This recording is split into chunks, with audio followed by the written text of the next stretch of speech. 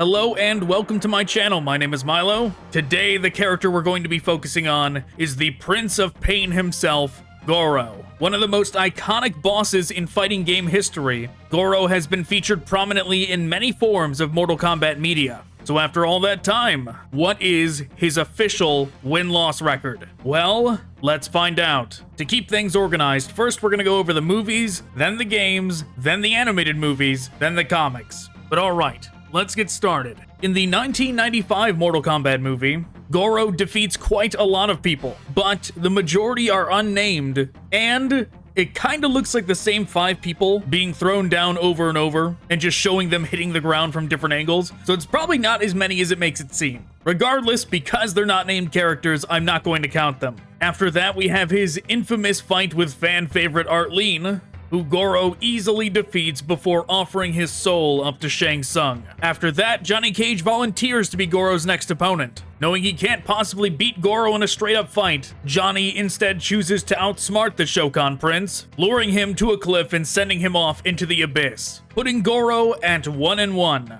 Goro returned for the 2021 film, where he at first dominates Cole but then serves as the catalyst for him to manifest his plot armor ability. For the games, we'll start at Mortal Kombat 9, since it's a remake of the first 3. At the culmination of the tournament, Liu Kang is the only remaining competitor from Earthrealm. Shang Tsung teleports Liu Kang to Goro's lair, where he battles and defeats the long-reigning Mortal Kombat champion. As far as depictions of the first Mortal Kombat tournament go, I would say this is the one with the least amount of presence from Goro, despite him being the reigning champ. This one portrays him like he was just hanging out down here and didn't even expect to have to fight. It would have been nice to get some moments like how in the Malibu comics, Shang Tsung parades Goro in front of the Earthrealm competitors as a show of confidence that they have no hope of winning. Or like in the 1995 movie when we get to see him interact with Kano, that's also a great inclusion for the character. But alright, fast forwarding to the second tournament. In this one, Goro does not directly compete, but Kung Lao and Liu Kang encounter him while they were searching for Katana. This time around, it's Kung Lao that defeats him. Then, fast forwarding to the third tournament, Cyber Sub-Zero comes across a bunch of soldiers being held captive by not only Kano, but Kintaro and Goro as well. After he freezes Kano solid, he defeats Kintaro and Goro at the same time.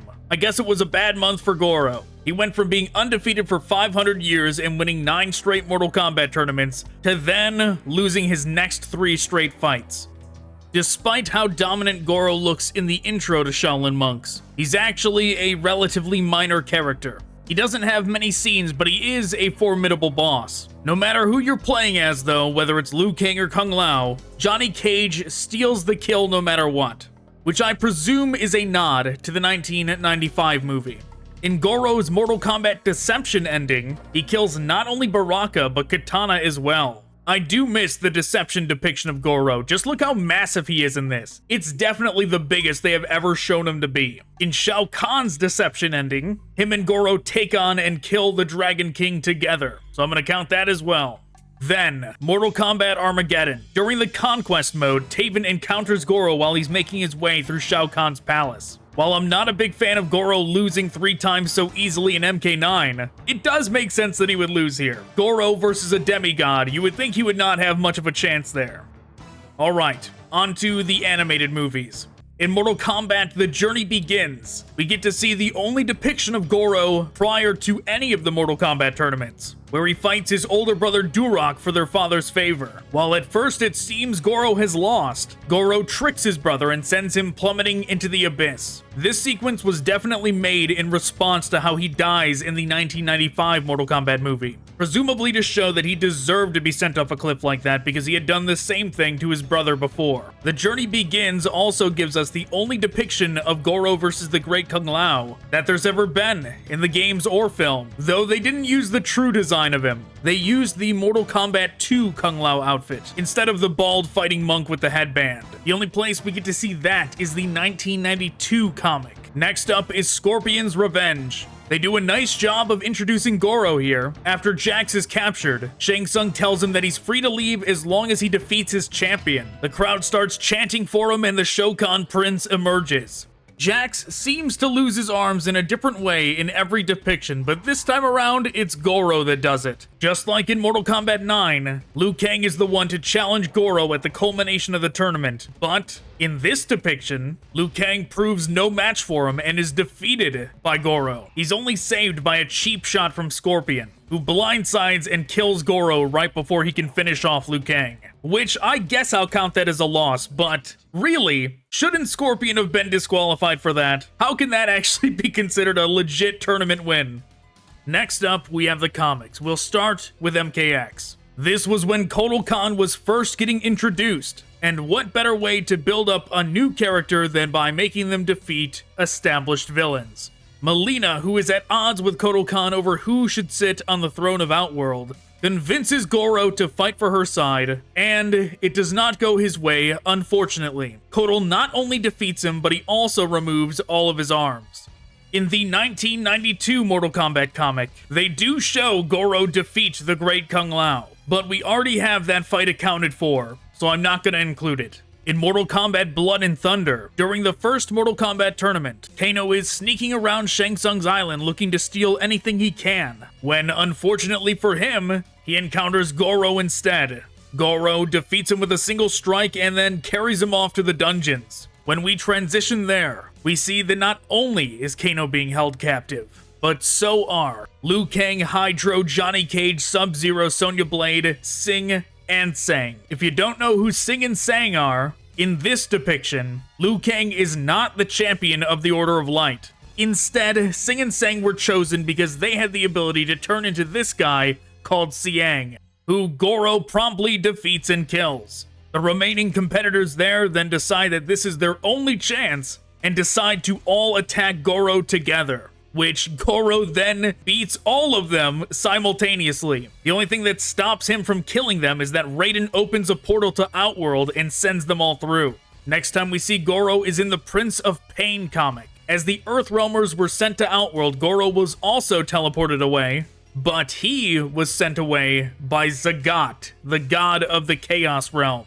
Goro's immediate reaction is to attack the god, but Zagat easily overpowers him with his otherworldly sorcery. Zagat then reveals that he has used Goro as the blueprint for his new super weapon, the Combatant, which also defeats Goro. But the loss is short-lived as Goro returns from the Order Realm with a giant gun that he uses to disintegrate them. If Scorpion blindsiding him in the back of the head with a spear counts, then this counts too. Goro then has one final confrontation with the Chaos God, where Goro learns the way to weaken Zagat is to not feed into his chaotic nature. He lets Zagat diminish until he's minuscule and then devours him. Goro then returns to the Mortal Kombat tournament just in time to find a ancient tome called the Tao Te Zan, which empowers him even further, and he begins beating down all the competitors once again. Shang Tsung and Raiden then decide he is now too powerful to let win, and join their powers together like they did for Onaga, and blast Goro together. We later find out that Goro did not die from this in the Battle Wave series of comics.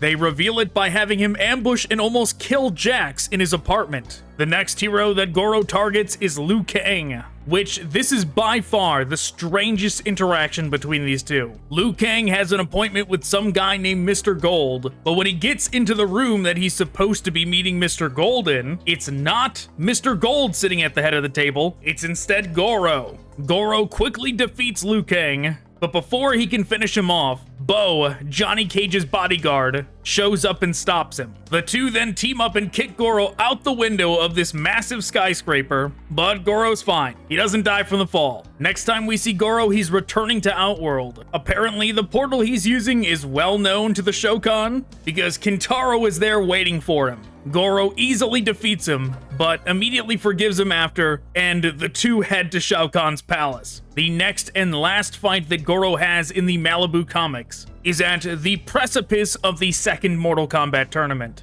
There, he is defeated by Sub-Zero. Now, before we move on, the Malibu comics actually have a bit of lore regarding Kung Lao and Goro that I'm going to be including on this list. When Kung Lao is first introduced in the Malibu comics, he is depicted as a nomad, an outcast. that due to his family's shame, he has left Earthrealm entirely and now resides in Outworld. Now, why is that? Is that only because the Great Kung Lao was defeated so many years ago? No. In the Malibu comics, they say that not only the Great Kung Lao fought and died to Goro, but also those 8 additional tournaments that Goro won. He also killed 8 other members of Kung Lao's family. Every generation, another representative fought and died to Goro. So sure, he might have even won more than one fight in those tournaments, but we at least have one confirmed for each, so they're going on the scoreboard.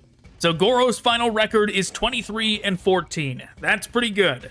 Even without those last 8, he had more wins than losses, which is very good for a villain. But alright, with that being said, if there's any other characters that you want me to do this for, let me know in the comments, and thanks for watching. Goodbye.